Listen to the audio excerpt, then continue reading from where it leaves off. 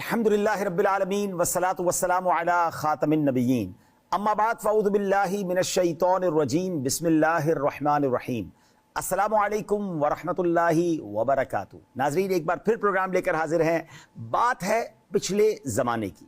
ہم سمجھتے ہیں کہ زمین پر انسانوں کا قبضہ ہے اور ہم نے سیٹلائٹ کے ذریعے دنیا کا چپا چپا دریافت کر لیا ہے، لیکن حقیقت یہ ہے کہ اسی زمین کے خفیہ گوشے میں دو پہاڑوں کے درمیان ایک ایسی مخلوق قید ہے جس کی تعداد ہم سے ایک یا دو گنا نہیں بلکہ 1000 گنا زیادہ ہے۔ یہ وہ لوگ ہیں جن کے بارے میں روایات بتاتی ہیں کہ اگر انسانوں کو 10 حصوں میں تقسیم کیا جائے تو 9 حصے یہ قیدی ہیں اور صرف ایک حصہ باقی پوری انسانیت۔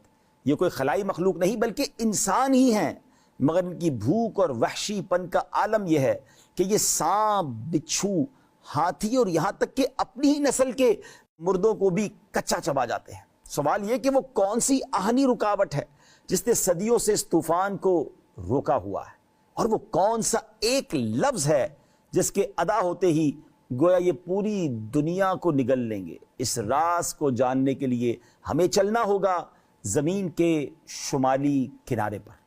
یہ سفر ہے تاریخ کے عظیم بادشاہ حضرت ذوالقرنین کا، جنہوں نے اللہ کے دیے ہوئے علم اور اسباب کے ساتھ زمین کے مشرقی اور مغربی کناروں کا سفر کیا، وہاں اسلام کے اور دین کے پیغام کو پہنچایا۔ لیکن جب وہ اپنے تیسرے سفر پر شمال کی جانب ترکستان کے مشرقی کنارے پر پہنچے تو وہاں کا منظر ہی کچھ اور تھا۔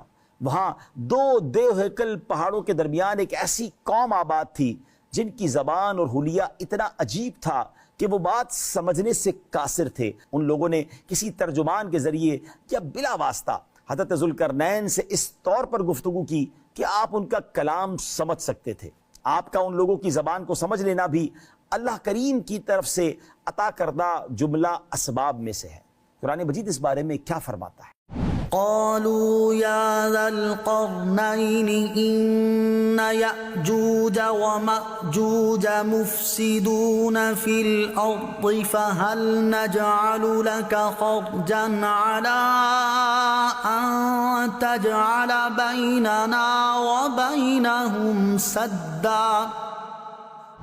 انہوں نے کہا، اے ذوالقرنین، بے شک یاجوج اور ماجوج زمین میں فساد مچانے والے لوگ ہیں، تو کیا ہم آپ کے لیے کچھ مال مقرر کر دیں اس بات پر کہ آپ ہمارے اور ان کے درمیان ایک دیوار بنا دیں۔ ناظرین، یاجوج ماجوج کون ہیں؟ یہ انسان ہیں مگر کافر ہیں۔ یہ جس جاندار کے پاس سے گزرتے اسے کھا جاتے تھے، اور موسم بہار میں اپنے غاروں سے نکل کر سبزہ کھا جاتے اور خشک چیزیں اٹھا کر لے جاتے تھے۔ ان کے پنجے اور دانت درندوں جیسے اور ان کے بال اتنے لمبے ہیں کہ جسم چھپا لیتے ہیں۔ یاجوج ماجوج بالاتفاق حضرت سیدنا آدم علیہ السلام کی اولاد ہیں، لیکن نسب میں اختلاف ہے۔ یاجوج اور ماجوج دو مرد ہیں جو سیدنا یافس بن نوح علیہ السلام کے بیٹے ہیں۔ مروی ہے کہ اگر تمام انسانوں کو 10 حصوں میں تقسیم کر دیا جائے تو ان میں سے 9 حصے یاجوج ماجوج ہوں گے اور ایک حصہ بقیہ لوگ۔ حضرت سیدنا امام اوزائی رحمۃ اللہ تعالی بیان کرتے ہیں کہ سیدنا عبد بن ابو لبابہ رحمۃ اللہ تعالی سے یاجوج ماجوج کے بارے میں پوچھا گیا تو فرمایا، ہمارے ایک شخص کے مقابلے میں ان کی تعداد 1000 ہوگی، کیونکہ وہ کنٹینیو بڑھ رہے ہیں۔ یہ بھی مروی ہے کہ یاجوج ایک گروہ ہے اور ماجوج 400 گروہ ہیں۔ ہر گروہ میں 4 لاکھ افراد ہیں، ان میں سے کوئی نہیں مرتا جب تک اپنی پشت سے 1000 مرد نہ دیکھ لے اور وہ ہتھیار نہ اٹھا لے۔ ایک قول کے مطابق یاجوج ماجوج 20 قومیں ہیں: یاجیج، اجیج، غیلانین، کرانین، کوتیبین۔ یہ وہ قبیلہ ہے جو اپنے کانوں کو لحاف بنا کر اوڑھتا ہے۔ کریتین، کنعانین، دفرانین، جاجونین، انتارنین، یعاسین وغیرہ یہ اللہ کی ایک ایسی مخلوق ہے جن کی سال میں بہت تیزی سے نشو و نما ہوتی ہے۔ اتنی تیزی سے کسی اور مخلوق کی نشو و نما نہیں ہوتی۔ یاجوج ماجوج جو موسم بہار میں نکلتے تھے تو کھیتیاں اور سبزے سب کھا جاتے، خشک چیزیں لاد کر لے جاتے، یہاں تک کہ انسانوں کو بھی کھا لیتے تھے۔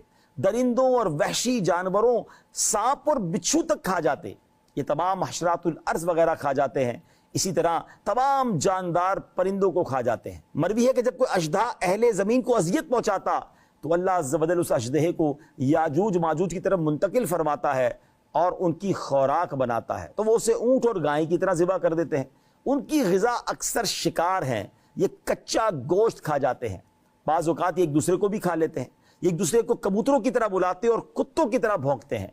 ان کے 40 گروہ ہیں جن کی خلقت ایک دوسرے سے نہیں ملتی، اور ہر گروہ کا بادشاہ اور زبان الگ الگ ہے۔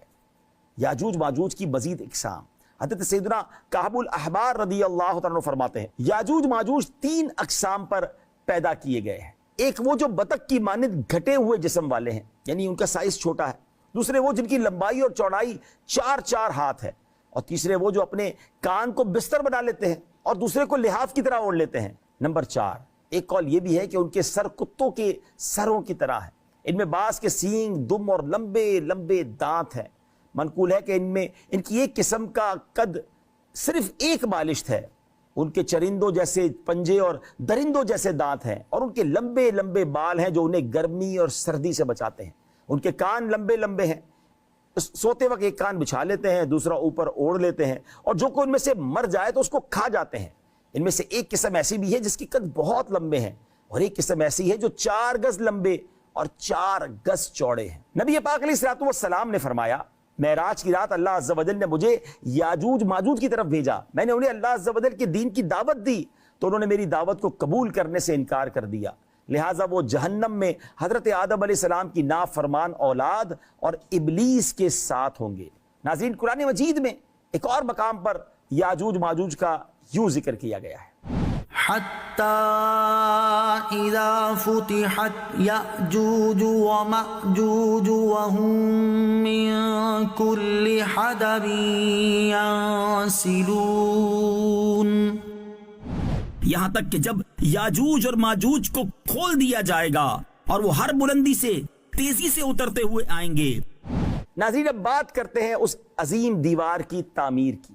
حضرت ذوالقرنین رحمۃ اللہ تعالی نے قوم کی مالی پیشکش قبول نہ کی، بلکہ فریاد رسی کرتے ہوئے فرمایا، مجھے تمہارے مال کی حاجت نہیں، بس جسمانی قوت کے ساتھ میری مدد کرو۔ چنانچہ آپ نے پتھروں کے سائز کے لوہے کے ٹکڑے منگوائے اور زمین کھودنے کا حکم دیا۔ جب پانی نکل آیا تو آپ نے پہلے پتھر رکھوائے اور پگھلے ہوئے تانبے کے ذریعے انہیں جما دیا، اس کے بعد لوہے کے ٹکڑے پہاڑ کی بلندی تک اوپر نیچے رکھوائے اور ان ٹکڑوں کے درمیان لکڑی اور کوئلہ بھر کر آگ لگوا دی، پھر اوپر سے پگھلا ہوا تانبا دیوار میں پلا دیا گیا، یوں ایک مضبوط دیوار تیار ہو گئی۔ حدیث پاک میں ہے، بے شک یاجوج ماجوج روزانہ دیوار توڑتے ہیں، جب وہ مکمل ٹوٹنے کے قریب ہوتی ہے اور انہیں سورج کی شعائیں نظر آتی ہیں، اتنے میں ان کا بڑا کہتا ہے، چلو باقی کل توڑیں گے۔ تو اگلے دن اللہ عز و جل اس دیوار کو پہلے سے بھی مضبوط بنا دیتا ہے۔ جب ان کی قید کی مدت ختم ہو جائے گی اور اللہ عز و جل انہیں لوگوں کے سامنے ظاہر کرنا چاہے گا، تو اس دن جب وہ سورج کی شعائیں دیکھیں گے تو ان کا بڑا کہے گا، چلو انشاءاللہ عز و جل باقی کل توڑیں گے۔ جب وہ اگلے دن آئیں گے تو انشاءاللہ کہنے کی برکت سے دیوار اتنی ہی ہوگی جتنی چھوڑ کر گئے تھے، یوں وہ بقیہ دیوار توڑ کر باہر آ جائیں گے۔ ناظرین، اب ایک نیا دور شروع ہوگا۔ دیوار توڑنے کے بعد یہ زمین میں خوب قتل و غارت گری کریں گے، یہ سب قرب قیامت میں ہوگا۔